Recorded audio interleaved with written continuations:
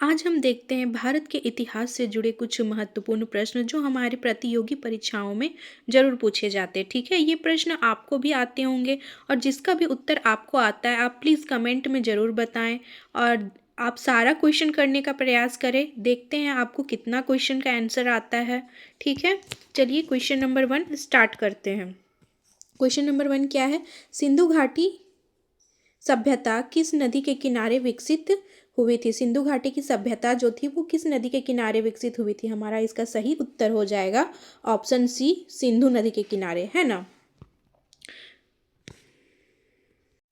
Question number 2 है हमारा, मोहनजोदड़ो किस देश में स्थित है? मोहनजोदड़ो जो है वो किस देश में स्थित है? तो इसका हमारा सही उत्तर हो जाएगा ऑप्शन बी, पाकिस्तान। ठीक है, अब हमारा क्वेश्चन नंबर 3 क्या है? क्वेश्चन नंबर 3 है, सिंधु सभ्यता में सबसे बड़ा भवन कौन सा था? सिंधु सभ्यता में सबसे बड़ा भवन कौन सा था? तो सिंधु सभ्यता में ना, मोहनजोदड़ो में सबसे बड़ा वहाँ का स्नानागार था, लेकिन सिंधु सभ्यता में, सिंधु घाटी में, तो सिंधु सभ्यता में सबसे बड़ा इसका अनाज भंडार था। ठीक है, ग्रेनरी, ऑप्शन सी इसका सही उत्तर हो जाएगा। ठीक, अब क्वेश्चन नंबर 4 है हमारा, आर्यों की भाषा क्या थी?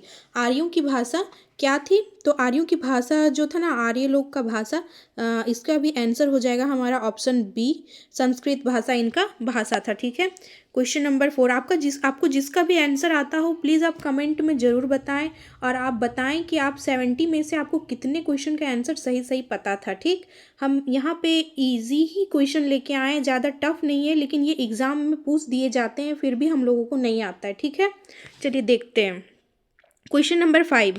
क्वेश्चन नंबर 5 क्या है? गौतम बुद्ध का जन्म कहाँ हुआ था? गौतम बुद्ध का जन्म कहाँ हुआ था? तो इसका सही उत्तर हो जाएगा ऑप्शन सी, लुम्बिनी में। ठीक है, इनका लुम्बिनी में जन्म होता है, लुम्बिनी। क्वेश्चन नंबर 6 क्या है हमारा? बुद्ध ने ज्ञान कहाँ प्राप्त किया? बुद्ध ने ज्ञान कहाँ प्राप्त किया था? तो ये तो एकदम आसान है, इसका भी ऑप्शन सी सही हो जाएगा। बौद्ध गया में इनको ज्ञान की प्राप्ति हुई थी, है ना। इनको बौद्ध गया में ही पीपल के पेड़ के नीचे इनको ज्ञान का प्राप्त हो गया था। ठीक, अब क्वेश्चन नंबर 7 हमारा क्या बोल रहा है? क्वेश्चन नंबर 7 है, जैन धर्म में 24वें तीर्थकर कौन थे? जैन धर्म के 24वें तीर्थकर कौन थे? 24वें थे हमारे, कौन थे? ऑप्शन बी इसका सही उत्तर हो जाएगा महावीर स्वामी।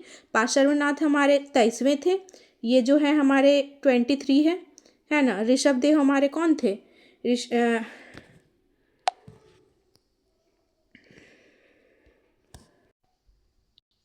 हमारा आगे का क्वेश्चन क्या है? Question number 8। क्वेश्चन नंबर 8 है हमारा,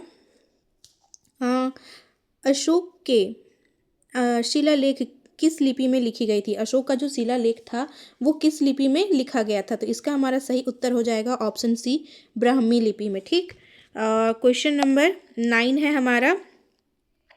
क्वेश्चन नंबर 9 है, देवनाम प्रियदर्शी किसका उपनाम था? तो इसका सही उत्तर हो जाएगा ऑप्शन सी, अशोक का। ठीक है, इसका सही उत्तर है अशोक।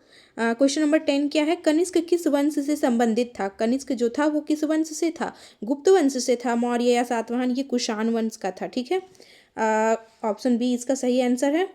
अब क्वेश्चन नंबर 11 क्या है हमारा?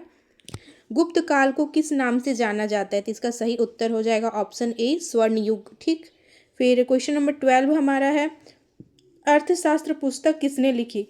तो अर्थशास्त्र पुस्तक कौटिल्य ने लिखी थी, जिसका नाम चाणक्य या विष्णुगुप्त भी है। ठीक है, इनका अन्य नाम चाणक्य है, चाणक्य और विष्णुगुप्त है। ठीक है, इसका दूसरा नाम। ठीक, अब क्वेश्चन नंबर 13 है हमारा। क्वेश्चन नंबर 13 हमारा क्या है? लाल किला किसने बनवाया? लाल किला किसने बनवाया था? तो लाल किला, ऑप्शन बी इसका सही आंसर है, शाहजहां ने बनवाया। ठीक है, क्वेश्चन नंबर 14 है हमारा, ताजमहल का निर्माण कब हुआ था? तो इसका भी सही उत्तर हो जाएगा ऑप्शन बी, 1631 ईस्वी में। ठीक, क्वेश्चन नंबर 15 है हमारा, पहली बार भारत आने वाला यूरोपीय कौन था? तो इसका भी सही उत्तर हो जाएगा option A, Vasco D gamma. ठीक है, वास्को डी गामा ही पहली बार भारत आने वाला यूरोपीय था, पुर्तगाली था ये। ठीक है, पुर्तगाल से भारत आया था। ठीक, क्वेश्चन नंबर 16 है हमारा, पानीपत का पहला युद्ध कब हुआ था? तो पानीपत का पहला युद्ध जो है वो 1526 ईस्वी में हुआ था। ठीक है, बाबर और इब्राहिम लोदी के बीच। ठीक, अब क्वेश्चन नंबर 17 है हमारा, दीन ए इलाही धर्म किसने शुरू किया? दीन ए इलाही धर्म किसने शुरू किया था? तो इसका सही उत्तर हो जाएगा ऑप्शन बी, अकबर ने। ठीक, क्वेश्चन नंबर 18 है हमारा, बुलंद दरवाजा कहाँ स्थित है? बुलंद दरवाजा कहाँ स्थित है? तो इसका भी सही उत्तर हो जाएगा ऑप्शन बी, फतेहपुर सीकरी में। ठीक, क्वेश्चन नंबर 19 है, सूफी संत मुइनुद्दीन चिश्ती की दरगाह कहाँ है? तो इसका सही उत्तर हो जाएगा ऑप्शन ए, अजमेर में। ठीक, फिर क्वेश्चन नंबर 20 है हमारा, रजिया सुल्तान किसकी शासक थी? तो ये मौर्य साम्राज्य की तो थी नहीं, दिल्ली सल्तनत की थी। ठीक है, ऑप्शन बी इसका सही उत्तर है। ठीक, क्वेश्चन नंबर 21 है हमारा, क्वेश्चन नंबर 21 है, 1857 की क्रांति कहाँ से शुरू हुई? तो इसका ऑप्शन ए सही आंसर हो जाएगा, ऑप्शन ए इसका सही है। ठीक है, मेरठ से। फिर क्वेश्चन नंबर 22 है हमारा, 1857 में भारत की रानी किसे कहा गया है? तो इसका भी आंसर हमारा हो जाएगा ऑप्शन बी, लक्ष्मीबाई को भारत की रानी कहा गया। ठीक, अगला क्वेश्चन है क्वेश्चन नंबर 23 हमारा क्या बोल रहा है, भारतीय राष्ट्रीय कांग्रेस की स्थापना कब हुई थी? इसका आंसर हमारा सही हो जाएगा ऑप्शन ए, 1885 में। ठीक है, क्वेश्चन नंबर 22 है हमारा, कांग्रेस का सबसे पहला अधिवेशन कहाँ हुआ था? कांग्रेस का सबसे पहला अधिवेशन कहाँ हुआ था? तो इसका सही उत्तर हो जाएगा ऑप्शन ए, मुंबई में हुआ है। ठीक, अब क्वेश्चन नंबर 25 है, साइमन कमीशन कब भारत आया? मतलब साइमन कमीशन कब आया था ये बताना है। तो इसका सही उत्तर हो जाएगा ऑप्शन बी, 1928 में ये भारत आया था। ठीक है, सबसे पहले। फिर भारत छोड़ो आंदोलन कब शुरू हुआ? भारत छोड़ो आंदोलन कब शुरू हुआ था? तो ये ऑप्शन सी इसका सही आंसर है, 1942 ईस्वी में शुरू हुआ है। फिर क्वेश्चन नंबर 27 है, गांधी जी का नमक सत्याग्रह कहाँ से शुरू हुआ था?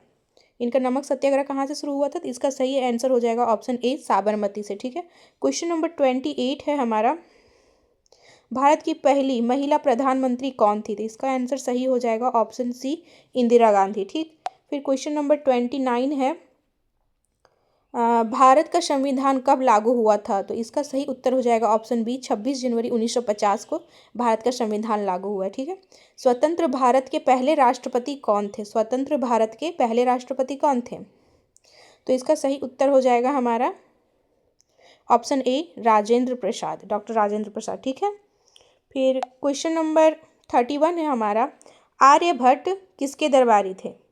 आर्यभट्ट जो थे वो किसके दरबारी थे? ये थे चंद्रगुप्त द्वितीय के दरबारी। ठीक है, फिर क्वेश्चन नंबर 32 है हमारा, नालंदा विश्वविद्यालय किस शासक ने बनवाया था? नालंदा विश्वविद्यालय किसने बनवाया था? तो इसका सही उत्तर हो जाएगा ऑप्शन सी, कुमारगुप्त। ठीक है, क्वेश्चन नंबर 33 है हमारा, हर्षवर्धन की राजधानी कहाँ थी? हर्षवर्धन की राजधानी कहाँ थी?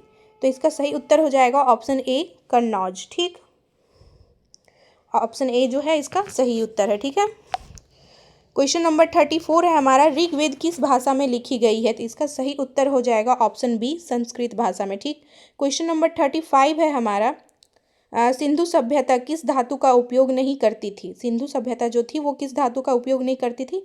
तो इसका सही उत्तर हमारा क्या हो जाएगा ऑप्शन सी, ये लोहा का उपयोग ना नहीं किए। ठीक है, याद रखिएगा, ये बहुत बार पूछता है, लोहा तांबा में आदमी कंफ्यूज हो जाता है, पर ये लोहा का ही उपयोग नहीं किया है। ठीक, क्वेश्चन नंबर 35 का आंसर हमारा क्या हो जाएगा? लोहा। ठीक, अब नेक्स्ट क्वेश्चन देखते हैं हम, क्वेश्चन नंबर 36, महाजनपदों की संख्या कितनी थी? महाजनपद की संख्या कितनी है?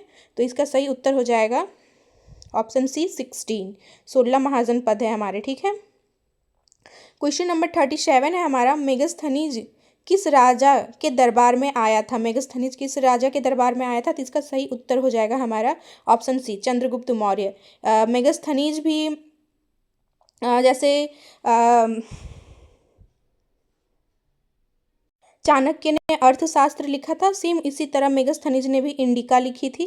ठीक है, लेकिन इसका इंडिका जो था वो नहीं चला था। ठीक है, इसका पब्लिश नहीं हुआ, लेकिन ये इंडिका लिखा था, मेगस्थनीज का बुक इंडिका है। ठीक है, याद रखिएगा। अब हमारा अगला प्रश्न है क्वेश्चन नंबर 38। क्वेश्चन नंबर 38 है हमारा, बौद्ध धर्म की पहली सभा कहाँ हुई थी? बौद्ध धर्म की पहली सभा कहाँ हुई थी? तो इसका सही उत्तर हो जाएगा ऑप्शन बी, राजगृह में। ठीक, चरक प्रसिद्ध है, ये चिकित्सक है। ठीक है, चरक चिकित्सक है। ठीक, क्वेश्चन नंबर 40 है हमारा, रामायण किसने लिखी थी? तो रामायण किसने लिखी थी?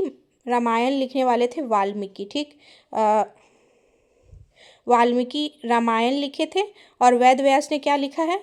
वेद व्यास ने महाभारत लिखा है। ठीक है, इन्होंने महाभारत लिखा है।